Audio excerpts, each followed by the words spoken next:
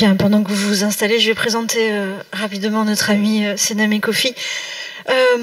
Donc Sename Kofi qui nous fait également le plaisir ce matin d'inaugurer Learning with Africa avec une autre conférence. Et donc designer, architecte et anthropologue. Dans sa pratique, Sename Kofi est très engagé dans la définition d'un néo-vernaculaire africain et dans la construction d'un collectivisme digital qu'il décline à travers différentes échelles que sont l'objet, le bâti et la ville, pour tester et concevoir à travers ces deux prismes. Sename a fondé diverses structures, dont une au début des années 2010, l'Africaine d'architecture, construit véritablement comme une plateforme d'expérimentation sur les questions de l'architecture et de la ville. Quelques années après, Sename Kofi fonde le premier Fab Lab togolais, WooLabs, dont l'ambition très clairement est... Vu le temps, ils découvriront le maximum en fouillant un peu si ce que je dis tout à l'heure les intéresse. Ok, donc en fait, voilà, une des expérimentations menées par Sename Kofi est présentée ce matin et elle s'appelle UpCity.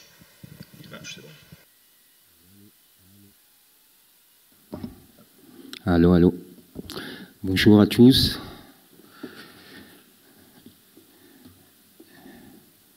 Du coup, j'ai moins de 15 minutes.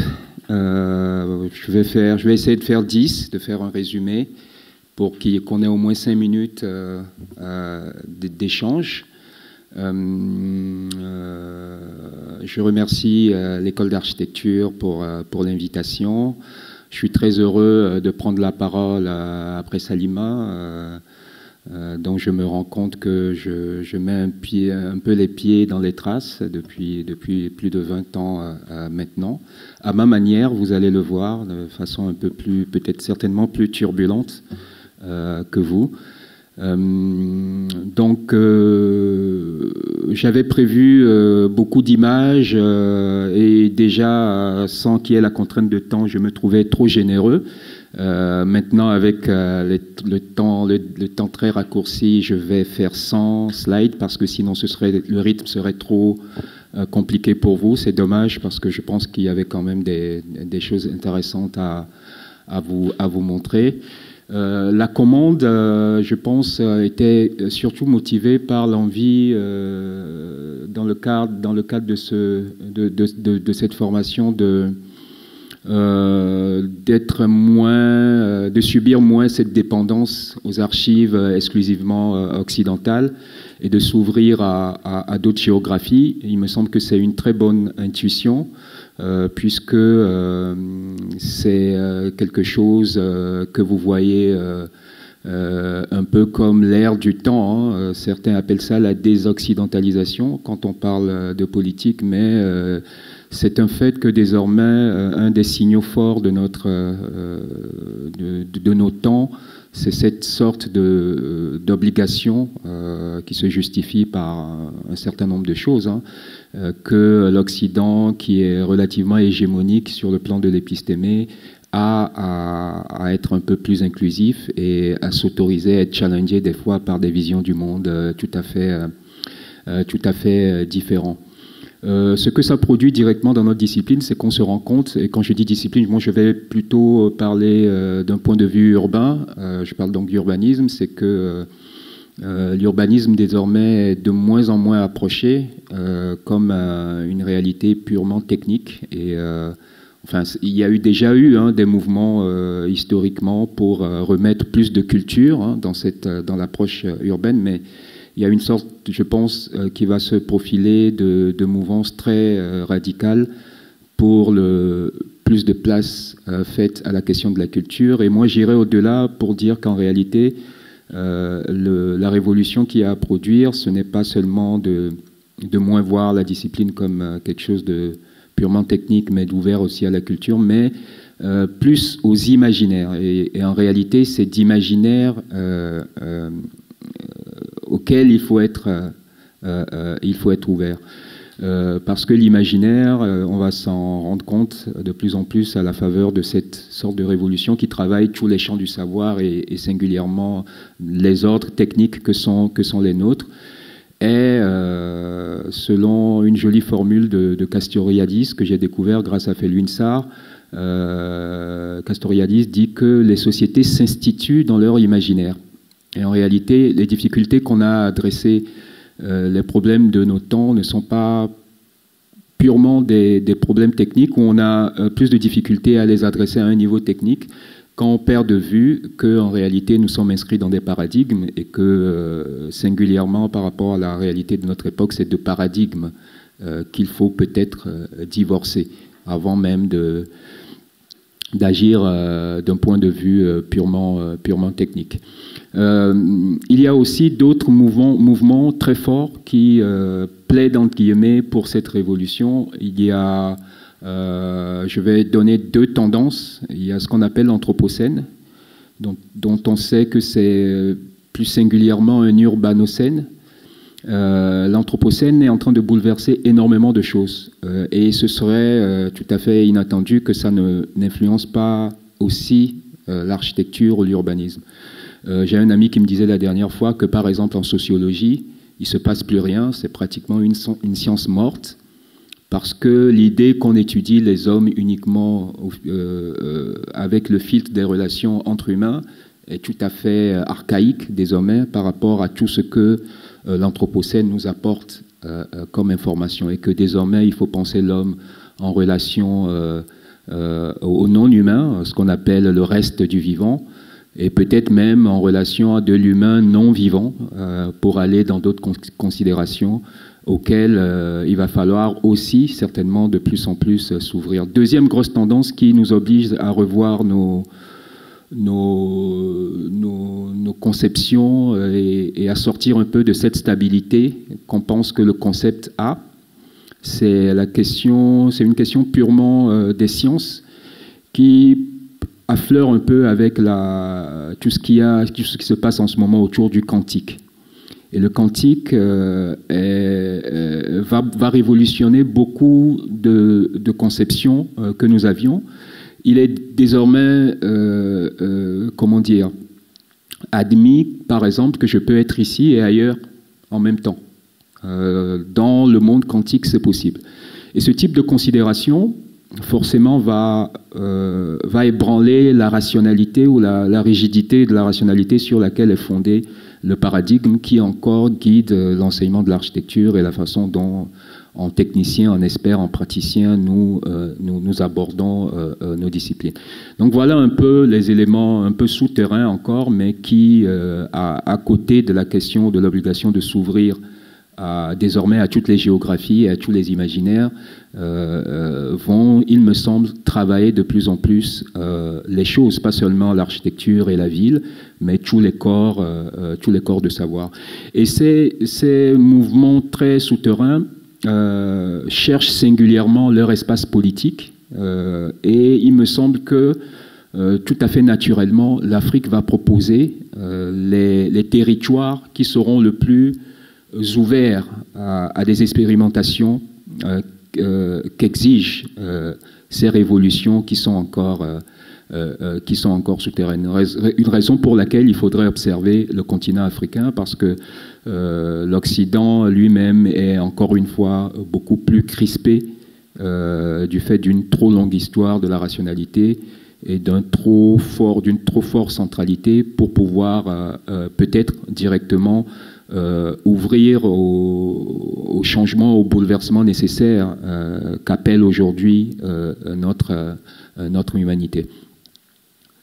Donc je vais parler d'habitation et je vais le faire par le filtre de Heidegger, qui est malheureusement le seul slide que je vais partager avec vous, qui va rester là tout le temps. N'y voyez pas un hommage à Heidegger, je pense que c'est un hommage dont lui-même se passerait.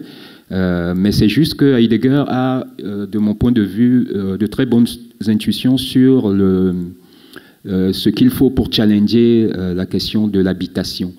Il a, les jeunes diraient aujourd'hui, de très belles punchlines, en fait, dès qu'il s'agit de parler d'habitation.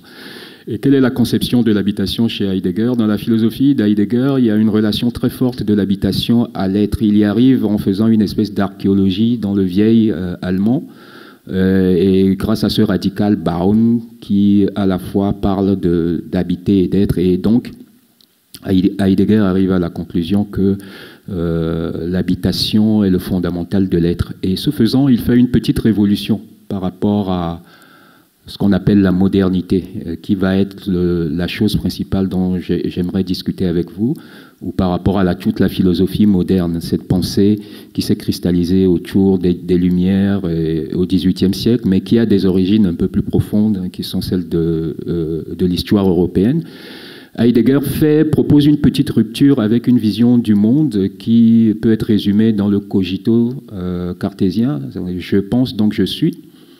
Le je pense dont je suis fonde l'être dans une sorte d'individuation. C'est moi qui fais être. Alors que Heidegger dit que c'est l'habiter qui fait l'être. Et quand il dit habiter, c'est là où ça devient intéressant, il ne parle pas de bâtir. D'ailleurs, il dit bien que je n'ai pas habité quand j'ai bâti. Alors il a de bien meilleures formules que moi, hein, je résume. Et l'habiter, donc selon Heidegger, c'est la capacité à laisser les choses dans leur état, à prendre soin ou à prendre soin du monde et laisser les choses libres. Donc il propose une relation un peu moins brutale de l'habitation. On ne brutalise pas le matériau en faisant architecture, on ne brutalise pas les choses en faisant installation humaine, mais on laisse les choses dans leur continuité en quelque sorte. Donc il oppose le ménagement à l'aménagement. Donc il faut ménager le monde dans son état en quelque sorte, et c'est comme ça qu'advient l'être. C'est une conception très originale qu'il résume aussi dans cette idée que habiter, c'est rester enclos dans ce qui nous est parent. Quand je dis qu'il propose en faisant ça une sorte de petite révolution et qu'il prend à contre-pied toute la pensée moderne, il faut que j'explique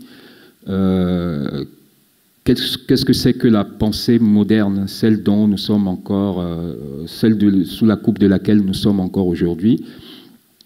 Bon, alors je vais faire une petite critique de la modernité, mais je ne suis pas très original en ça, hein. Ça se fait très bien par des gens beaucoup plus autorisés que moi désormais. Ce qui fait peut-être mon originalité, c'est que j'essaie de la schématiser, première originalité, et que deuxième chose, j'essaie de la poursuivre. Alors comment je schématise la modernité, ce qui n'est pas... Enfin, c'est plus de la paresse qu'autre chose, hein, ça ne demande pas une qualité particulière. C'est que la modernité, en réalité, il faut comprendre que ça a été un gros processus pour produire quelque chose d'extraordinaire que j'appelle ego. Qu'est-ce que c'est que ego? C'est l'individu qui a une très forte conscience de lui-même. L'individu qui ne se pense plus comme juste la participation à un flux, ce qui est la vision du monde de toutes les sociétés traditionnelles, partout où elles se trouvent. Personne ne se naît dans le sens où j'ai des limites, j'ai des bornes, j'ai ma naissance et ma mort, et entre ces deux moments, je suis. Non, toutes les sociétés, partout où elles ont émergé dans le monde, ont pensé leur être comme juste une sorte un moment dans un flux qui continue, puisque j'étais avant que je ne naisse, j'étais dans mon père, dans ma mère, et je vais continuer. Déjà, je continue à travers deux êtres, déjà pour ma part, et puis je continuerai après ma mort dans du végétal, dans de l'animal, etc., etc. Donc cette forte conscience du jeu a été produit en Europe au XVIIIe siècle, et c'était une réponse tout à fait nécessaire à la situation de l'Europe à ce moment-là, puisque la réalité individuelle était beaucoup niée à la faveur des guerres que se faisaient les pays européens, mais aussi avec un certain diktat de la religion. Les philosophes devaient construire cette libération de l'homme et construire des droits humains, ce qu'on appelle encore le libéralisme. Et ils l'ont fait en construisant un être abstrait qui est égaux. Et après avoir fait cet être abstrait, il fallait aussi lui produire un environnement. C'est-à-dire que Ego ne peut pas se mouvoir dans la réalité qui est la nôtre, qui est très contrainte par de l'organicité. Il faut, après avoir produit l'idée abstraite d'un individu autonome, très conscient de lui-même, borné, il faudrait imaginer le contexte dans lequel il pourrait se déployer pour que tous ces droits pour lesquels on l'a imaginé puissent être valorisés. Et pour faire ça, la pensée moderne ou la pensée de la modernité a commencé à faire des séparations. La première grande séparation, c'est celle que Descola appelle le naturalisme, c'est-à-dire qu'on a pensé que l'homme devait se réaliser uniquement en se séparant de la nature. Descartes encore, lui, le dit même très clairement que l'homme est esclave de la nature et il doit s'en séparer et la soumettre pour pouvoir se réaliser. Donc, première grande révolution conceptuelle qui est proprement européen. Il n'y a aucune autre civilisation dans le monde qui a pensé que l'homme pouvait se séparer de la nature. L'homme est naturel. Je ne suis pas un être de synthèse, j'ai de la nature en moi, je déborde de nature, je participe de la nature. Mais l'homme européen imaginait que l'homme devait donc se séparer de la nature pour atteindre son plein potentiel en tant qu'humain.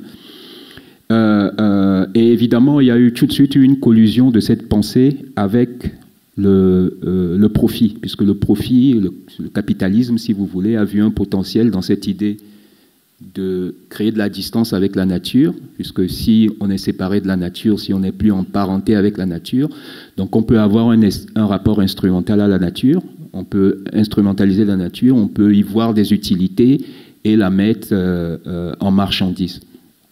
D'ailleurs, entre parenthèses, c'est aussi un peu par extension du domaine de la nature que toute l'aventure coloniale a été déclenchée, puisque c'est parce qu'on a considéré qu'il y avait des êtres naturels à d'autres endroits du monde qu'on s'est autorisé à aller les prendre et à les mettre en esclavage pour justement les arracher à leur état naturel et les civiliser. Les droits de la femme aussi ont beaucoup souffert de ce mouvement naturaliste. C'est la théorie de l'écoféminisme, Death of Nature, c'est que le patriarcat, en quelque sorte, serait une sorte de naturalisme sociétal, comme le capitalisme est un naturalisme économique. Donc, première séparation, arracher l'homme à la nature. Mais l'homme arraché à la nature n'est pas encore complètement réalisé. Il n'a pas encore atteint son vrai potentiel. Il y a encore trop d'organicité qui le contraignent. Et quelle est cette organicité? C'est le groupe, c'est la famille, c'est la tribu, etc. Donc, deuxième grande révolution conceptuelle, c'est l'idée que l'homme devrait s'émanciper du groupe.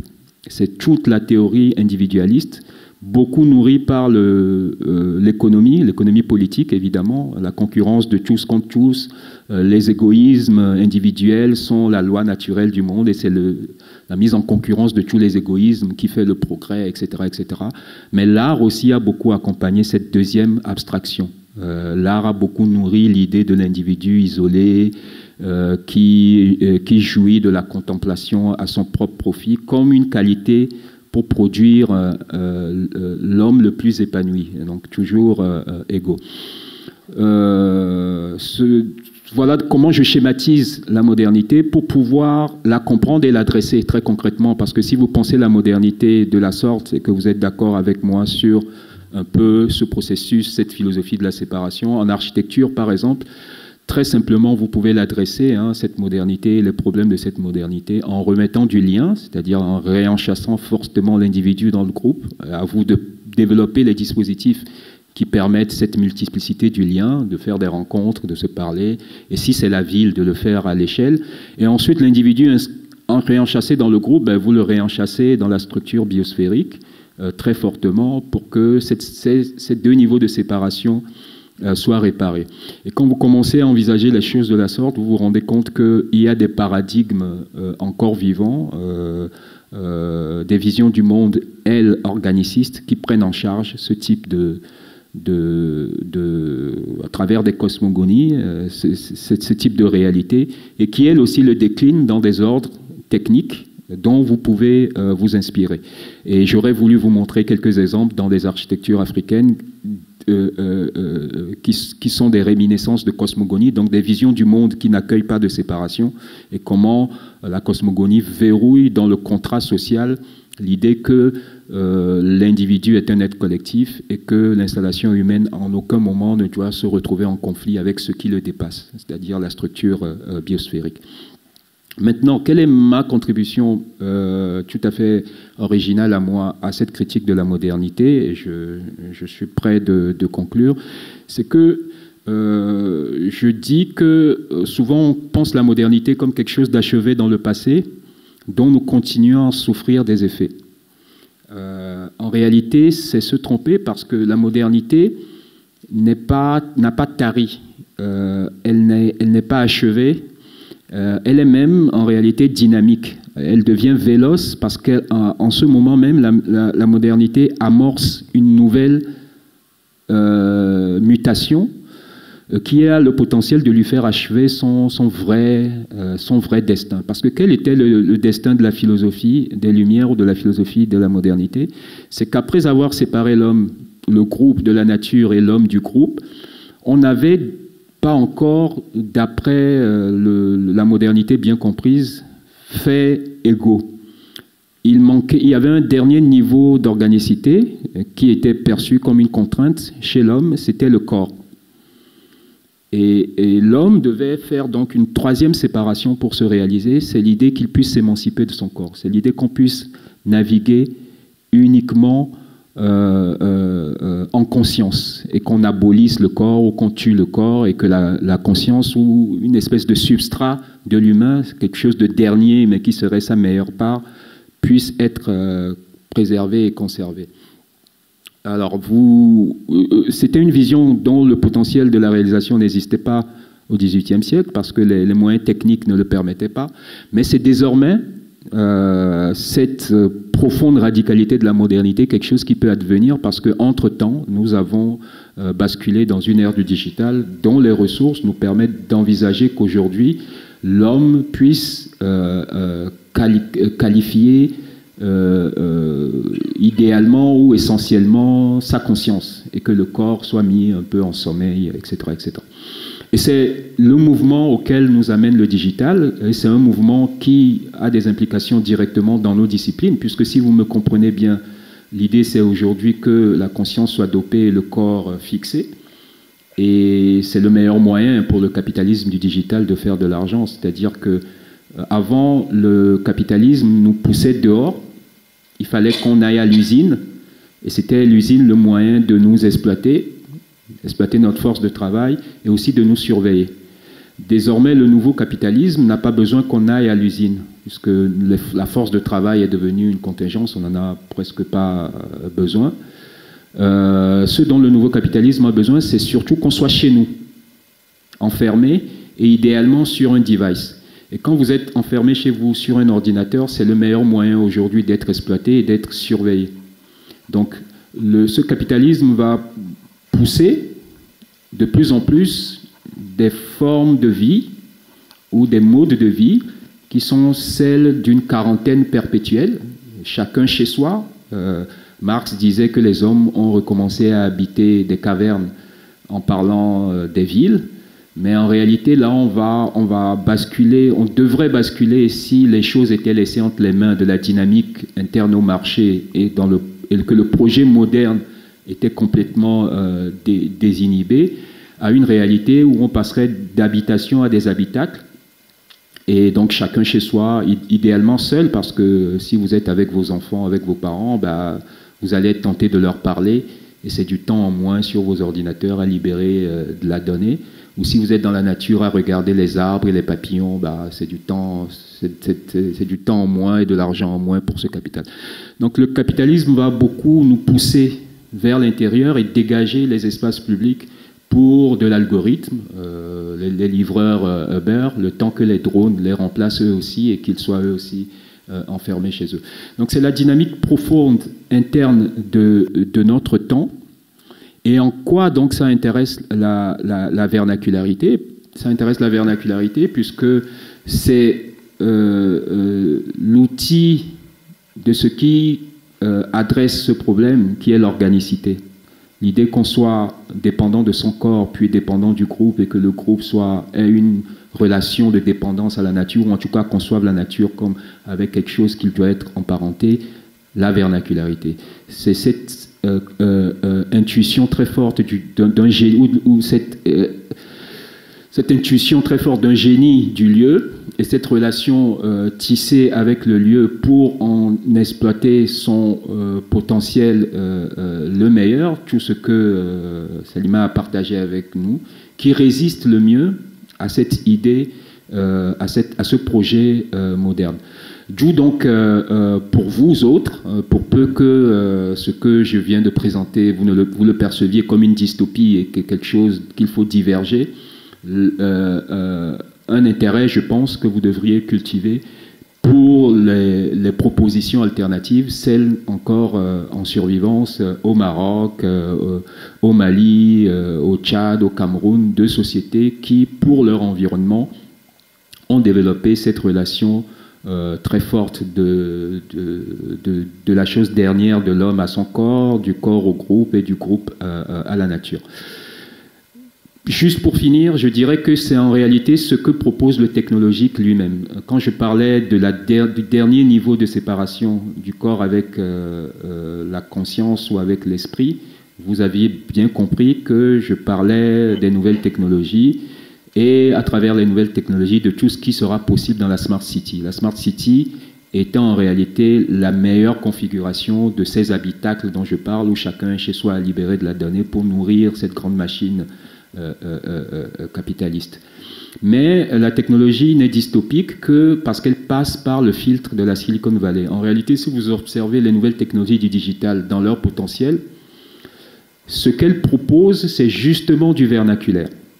C'est-à-dire que les technologies, en réalité, sont très distribuées, sont beaucoup pour le lien, et elles bouclent même, je dirais, avec la nature, puisqu'on tend de plus en plus avec le quantique vers des ordinateurs de carbone.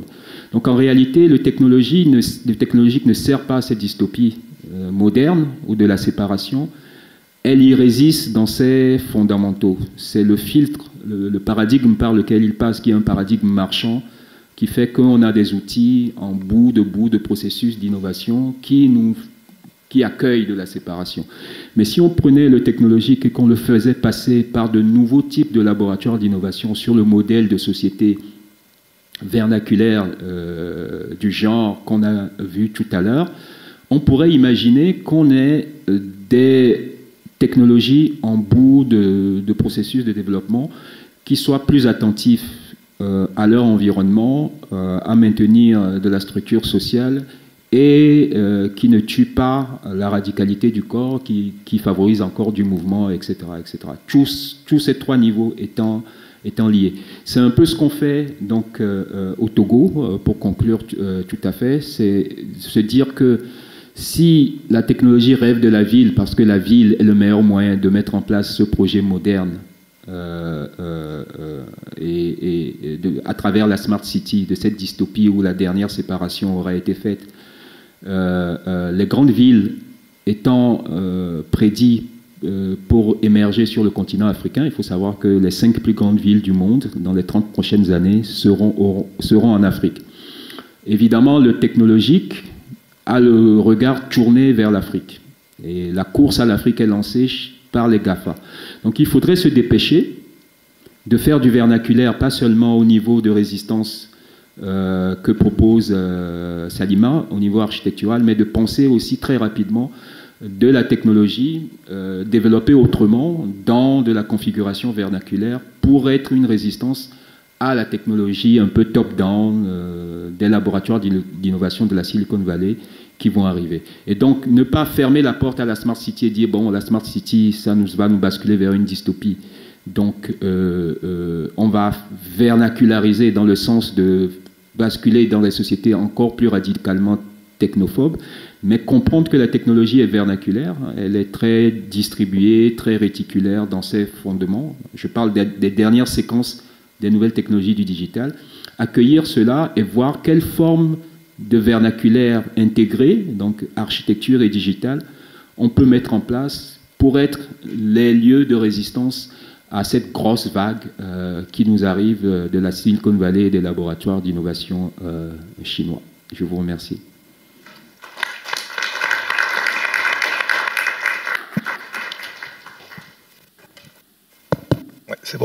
Merci Sénafé. Combien de temps vous avez, parce que je sais que vous avez une contrainte ponctuelle? 15 minutes. 15 minutes pour répondre à des questions. Ouais. Ok, moi ce que je propose, parce on continue cet après-midi, on va squeezer, on va contraindre un petit truc dans lequel nous on est, plus moi, Laurence, etc. Pour que vous puissiez développer peut-être un point sur la Hub City ou quelque chose comme ça, avec des supports visuels, parce que c'est dommage, le son privé, vous avez fait quand même un long chemin. Donc là, on va prendre quelques questions, ou une question de la salle, et s'il n'y a personne dans la salle, ben, moi, Laurence ou Carlos, ou Selima, ou Fabien. Voilà. Donc est-ce qu'il y a quelqu'un qui veut demander quelque chose ou dire quelque chose?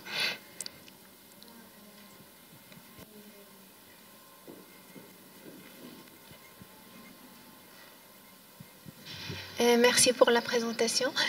Moi, je voulais vous demander si vous avez des projets ou des actions pour ce genre d'habité que vous proposez, où on peut voir, parce que vous proposez une résistance à cette Smart City et où on peut voir des projets. Je peux faire passer rapidement, mais bon, pour moi c'est très frustrant de ne pas mettre le filtre de l'explication et de vous balancer juste les images comme ça. Mais donc on a au Togo un projet qui s'appelle Hub City, qui se propose de penser ce que j'appelle le néo-vernaculaire, c'est-à-dire ce n'est plus un vernaculaire uniquement d'architecture, mais un vernaculaire qui anticipe le fait qu'on va presque tirer par les cheveux basculer dans des réalités de plus en plus digitales. Et comment faire en sorte pour que le digital ne soit pas dévoyé, mais qu'il soit à la bonne place. Donc comment penser pour des quartiers à la fois l'infrastructure digitale qui va irriguer, c'est-à-dire la monnaie que vous utilisez, la monnaie digitale, les réseaux sociaux que vous utilisez, l'application qui vous permet de vous faire livrer, etc., avec une enveloppe et un cadre de vie pour que les deux niveaux, si vous voulez, les deux couches soient le plus interpénétrées possible et qu'il n'y ait pas, avec les infrastructures digitales, une sorte d'ingénierie sociale qui vous amène vers des sociétés atomisées. Donc, pensez des sociétés de groupe avec leur outil digital adapté. Donc, on développe, donc on fait ça à Lomé. Lomé, c'est en plein milieu de la plus grande ville du monde qui va se former d'ici 2050. On parle d'une ville unique depuis Lagos à Abidjan, donc une ville à cheval sur 4-5 pays. Et c'est une ville que Google vient de connecter il y a 2 ans avec un câble parce que Google a bien compris évidemment que c'est un des grands ensembles où il y aura le plus d'humains, hein, c'est un business du nombre. Et l'enjeu là aujourd'hui, c'est de faire des décideurs qui comprennent et qui n'ouvrent pas la porte complètement à ce qu'on appelle les big tech, les GAFA, en leur proposant déjà de la sensibilisation à travers des actions concrètes et surtout en les rassurant que fermer la porte à Google ne veut pas dire que on produit une ville d'Amish, mais que on peut favoriser de la technologie bottom-up. Et comment nous faisons ça? On crée des petits laboratoires d'innovation de quartier. Et chaque laboratoire d'innovation est censé développer toutes les technologies dans un rayon de kilomètres autour. Donc c'est des sortes de petits tech hubs, Fab Lab, Makerspace, incubateurs, donnez-leur le nom que vous voulez. Mais c'est des lieux de travail autour des nouvelles technologies, ouverts sur le quartier, où les gens du quartier viennent pour ensemble faire la liste des problèmes qu'ils ont dans le quartier et développer eux-mêmes, parce qu'il y a plein de technologies aujourd'hui en source ouverte, leur technologie. Donc, on expérimente ça aujourd'hui sur un seul laboratoire où on développe pour donc, le rayon d'1 kilomètre autour la monnaie. On a une monnaie qu'on n'utilise que dans notre quartier. Et quand tu utilises une monnaie de quartier, c'est que tu as le nez dans ton quartier. Si tu utilises une monnaie qui te permet de commander des produits en Chine, bah, tu nourris la grande cité mondiale. Mais si tu es riche dans une monnaie où tu ne peux acheter que dans ton quartier, bah, tu fais monter l'économie du quartier. Un réseau social de quartier. Ils ont, les gens du quartier, une application qui leur permet de ne pas jeter leurs déchets plastiques, mais de les collecter dans le quartier, de les trier, etc. Donc on développe toute l'infrastructure digitale qui fait que ce petit territoire d'un rayon d'1 kilomètre pourrait être autonome complètement par rapport à Facebook, Google, etc. etc. Et maintenant, la couche derrière, c'est de voir comment, depuis ce lieu, on met en place le système qui produit le quartier lui-même en termes de forme, d'architecture, pour qu'il soit, comme on le fait dans les villages, oui, produit sur lui-même. Il faut savoir que dans les villages, je caricature un peu, excusez-moi si je fais de grandes abstractions, c'est pour simplifier. En Afrique, on ne fait pas venir un architecte. C'est-à-dire que tout le village se met ensemble et construit la maison de celui-ci. Il y a évidemment des maçons, des sachants qui maîtrisent mieux la technique, mais tout le monde se met ensemble et on construit les maisons les uns des autres. Ce qui fait que la maison n'appartient à personne. Les portes sont toujours ouvertes à tout le monde, puisque tout le monde a contribué. Et donc, comment, déjà, premier enjeu, remettre cet esprit vernaculaire dans la ville, ça c'est ce qui m'a préoccupé, ça a été mes premiers amours, faire du vernaculaire dans la ville, en architecture, et après, comment mettre du digital, mais qui est aussi pensé de façon vernaculaire. Donc ça, c'est voilà, l'idée c'est de faire des petits cercles comme ça et de développer des technologies à partir de laboratoires qui sont au milieu de ces cercles.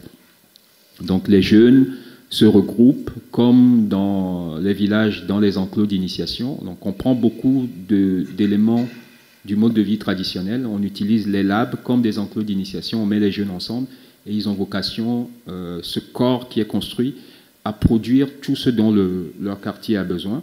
Et donc on développe plein de technologies low-tech, pas trop chères, en open source, sur lesquelles les habitants du quartier ont la main, puisque les données leur appartiennent, etc. etc. Et la somme de toute cette petite technologie qui irrigue le quartier fait un smart quartier, mais qui n'appartient pas à Facebook ou à Google, comme ce qu'ils veulent nous vendre ou ce qu'ils veulent vendre aujourd'hui à nos décideurs, c'est-à-dire des villes entières designées pour être smart et dans lesquelles nous on ira ensuite vivre. Et donc toujours dans cette relation très forte au digital, comment produire aussi l'habitat, c'est les expérimentations qu'on fait. On a développé nous-mêmes notre imprimante 3D. Pour l'instant, c'est une imprimante de table qui fabrique des objets, mais l'idée c'est de pouvoir produire des machines à l'échelle, et parce que l'imprimante 3D, par exemple, ou l'impression 3D de bâtiments, contrairement à ce qu'on peut penser, ne nous éloigne pas de nos racines. Ça a un potentiel de reboucler avec des formes complexes comme celle-là, qu'on a perdu complètement dans l'architecture moderne, standardisée, l'architecture du tout ciment. Et via le digital, on peut désormais imaginer que des gens localement produisent leur architecture, comme dans les espaces traditionnels, mais surtout que ces architectures récupèrent tout le potentiel des formes anciennes, des canons qui sont perdus dans le système international. Et merci. Ça me rappelle aussi le concept de coudre, le concept de Salima Nagy de coudre et de réparer. Ça m'a rappelé ce que vous venez de raconter, ça m'a rappelé un peu ce tissage et tous ces liens et ces réseaux. C'est exactement ça. Ouais. En fait, désormais, quand on parle de durable... C'est la complexité du vivant. Vous travaillez avec la complexité, donc c'est un réseau des nœuds et... C'est ça. Alors, on remet de l'échelle. Le problème du moderne, c'est de vouloir adresser des grands espaces, en fait. Quand vous pensez à l'échelle de la ville en entier, vous êtes verrouillé sur une architecture durable qui entend le durable comme quelque chose qui doit être permanent. Alors que si vous êtes à l'échelle, on peut tout à fait s'accommoder du fait que ça s'effrite à un moment donné, mais parce qu'il y a du lien social et que les gens autour sont en responsabilité, ben on recouture. Donc on admet que tous les 20 ans, on va refaire le torchis, etc., etc. Et c'est une autre façon d'aborder le durable qui n'est possible à la grande échelle que si on crée des échelles moyennes, des échelles vernaculaires. C'est la même chose pour le vivant. La relation au vivant est très difficile à conceptualiser avec un centre unique qui adresse grands espaces, mais si vous faites cette espèce d'archipel et vous recréez dans la ville des petites communautés autonomes dans ce qu'ils produisent, dans aussi un peu il faut donner aussi un peu de pouvoir, donc de la gouvernance locale, etc. Vous voyez que les gens, comme ils sont en responsabilité et qu'ils décident pour leur environnement, c'est l'avantage du localisme, c'est-à-dire qu'on sait de quoi on parle, puisque l'arbre, on dort en dessous. On ne peut rien développer qui fasse que l'arbre soit coupé. Mais si c'est un chef d'État trop loin qui vit dans un community gathred fermé, qui décide pour cette communauté où il y a l'arbre, il pourrait ne pas tenir compte de l'arbre. Ou si c'est un ingénieur de la Silicon Valley, il va produire une technologie qui va faire sauter l'arbre. Mais si je développe moi-même pour mon quartier, comme j'ai le vivant, je le vis, en quelque sorte, j'y suis plus attentif. Oui. Et après, dernière question, vous avez parlé de l'habité de Heidegger, mais après, j'avais lu des références que Heidegger était un peu mis dans une liste d'auteurs à ne pas lire parce que son habité est traité comme un habité humaniste. Et on parlait plutôt en anglais c'est dwelling, et après on parlait de substituer le dwelling par le inhabiting, c'est plutôt qui va dans les lignes que vous avez mentionnées au-delà d'une pensée moderne. Donc c'est comme du dwelling au inhabiting, ce que vous êtes en train de faire, de prendre l'habité classique humaniste et de l'étendre avec des pratiques de réparation, de tout ça, de tissage et relations humaines. Donc c'est plutôt du inhabiting, pas du dwelling humaniste. Alors, parce que le dwelling humaniste, c'est comme, d'après ce que j'avais lu, en se basant sur les contributions d'Agamben, de forme de vie, tout ça, je pense que vous connaissez parfaitement, d'après ce que vous avez raconté de séparation et tout ça. C'est un truc négatif, donc je dirais bien que vous parlez d'un habité en tant qu'inhabiting. Oui, alors, bon, je vais vite, c'est parce que j'ai une autre conférence qui est censée commencer maintenant.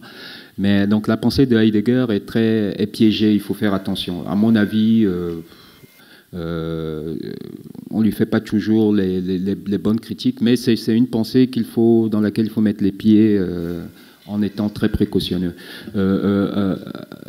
Ce qui, moi, est intéressant chez Heidegger, c'est les éclairs de génie, et souvent les éclairs de génie, c'est dans la formule.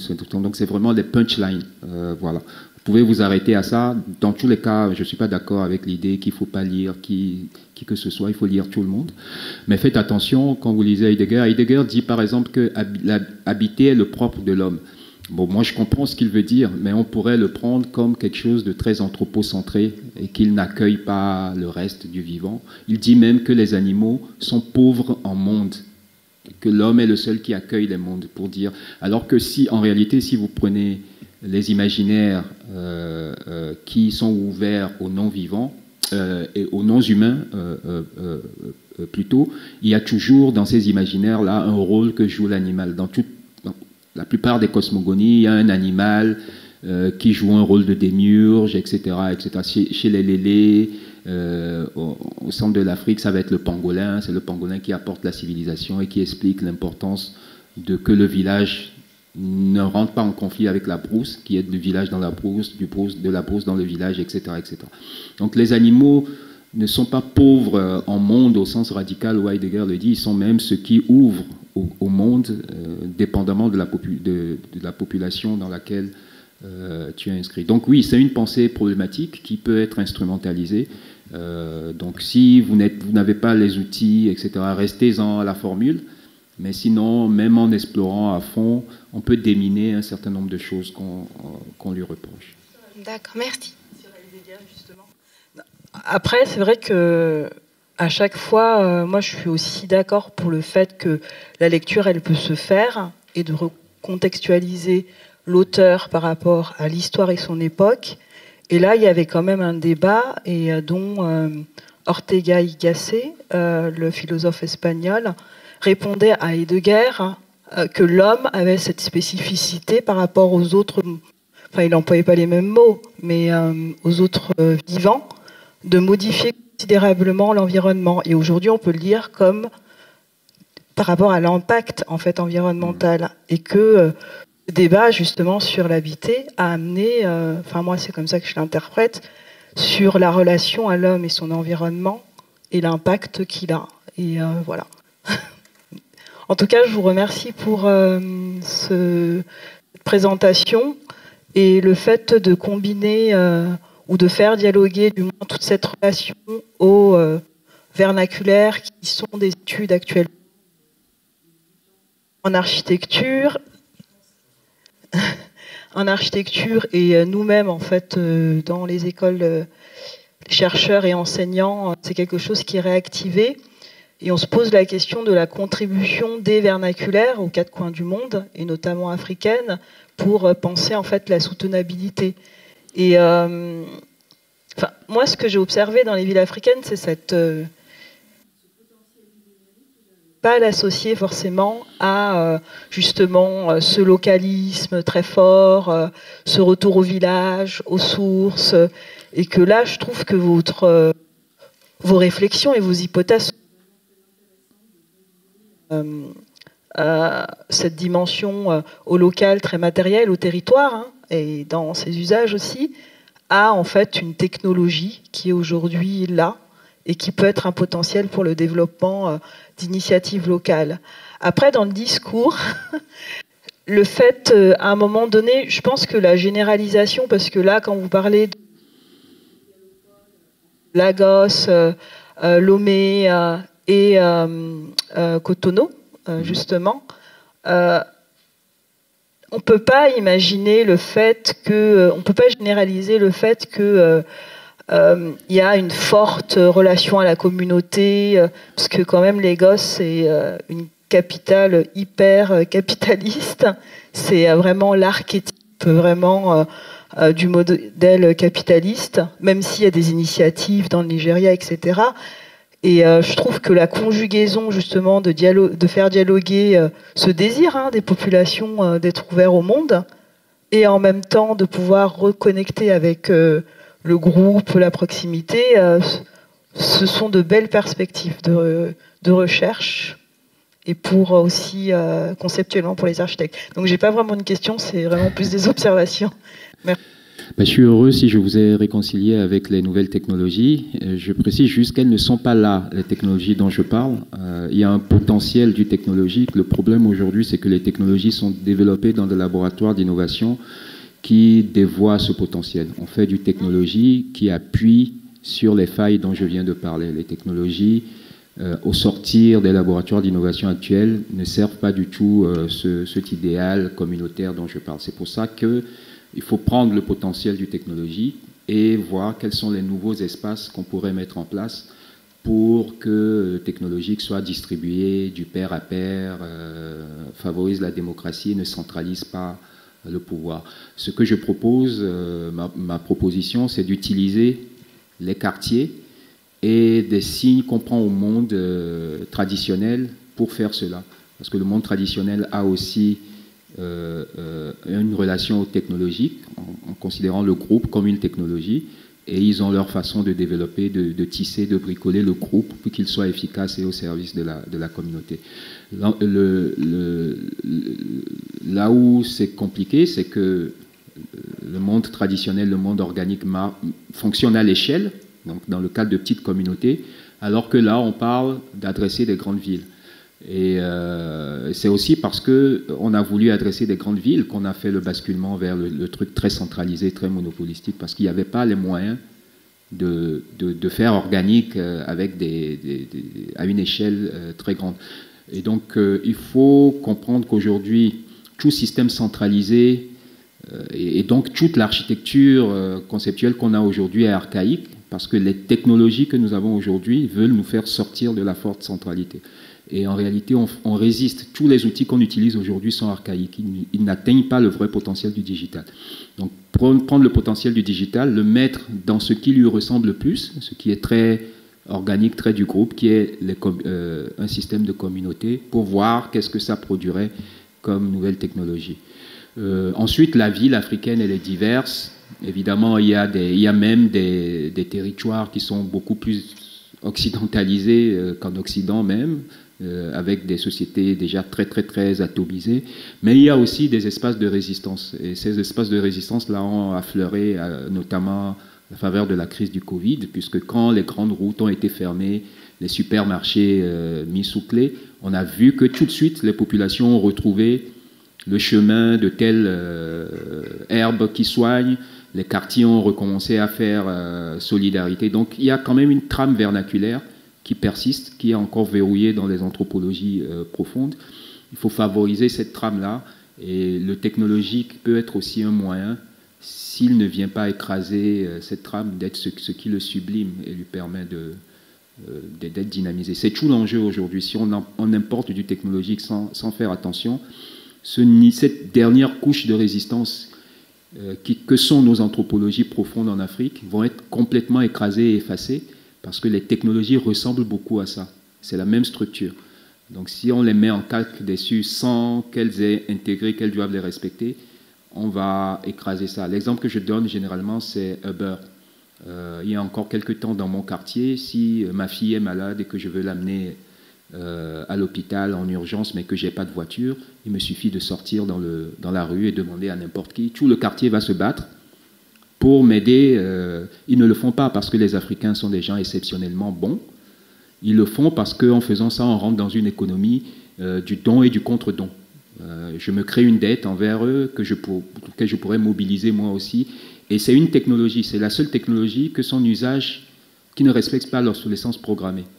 Plus vous abusez de cette technologie qui est le groupe, plus le groupe se renforce. Mais cette technologie est en train de se désagréger parce que désormais, quand j'ai une course urgente à faire, je prends mon téléphone et j'appelle Gozem, qui est le Uber local au Togo.